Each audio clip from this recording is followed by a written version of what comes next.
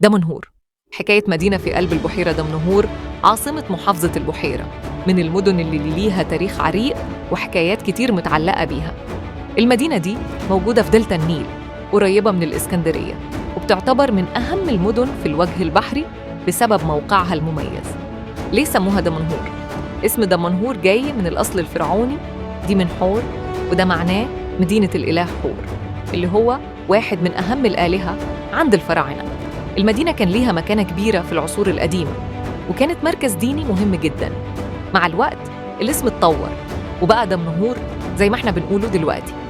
دمنهور عبر التاريخ، المدينة دي مش بس اسمها فرعوني، لكن كمان ليها دور كبير عبر العصور المختلفة. كانت موجودة في العصر الروماني، وبعد كده في العصر الإسلامي بقت محطة تجارية ومركز إداري مهم.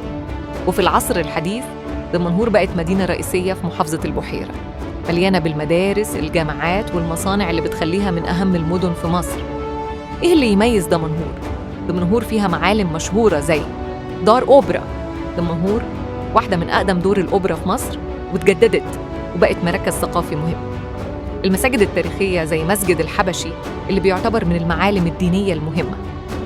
سوق دمنهور اللي بيعتبر مركز تجاري ضخم وبيجيله ناس من كل حتة في البحيرة. دمنهور النهاردة دلوقتي، دمنهور بقت مدينة حديثة فيها كل الخدمات اللي أي حد ممكن يحتاجها، سواء مدارس، مستشفيات، أو حتى أماكن ترفيهية.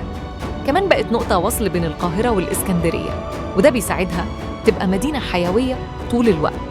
في النهاية دمنهور مش مجرد مدينة، لكنها حكاية ممتدة من أيام الفراعنة لحد النهاردة، وبتفضل محافظة على مكانتها كواحدة من أهم مدن الدلتا. في النهاية دمنهور مش مجرد اسم على الخريطة، لكنها مدينة مليانة تاريخ وحكايات شاهدة على عصور وأزمان مختلفة. من أيام الفراعنة لحد النهاردة فضلت محافظة على مكانتها ومكانها بقلوب أهلها، وكل شارع فيها بيحكي قصة، وكل زاوية فيها بتحمل روح ناسها الطيبين. وعلشان كده دمنهور هتفضل دايماً مدينة لها طابعها الخاص وسحرها اللي بيميزها. علشان تفهم الماضي اللي رسم خريطة النهاردة، خليك معانا في تاريخ على الناصية.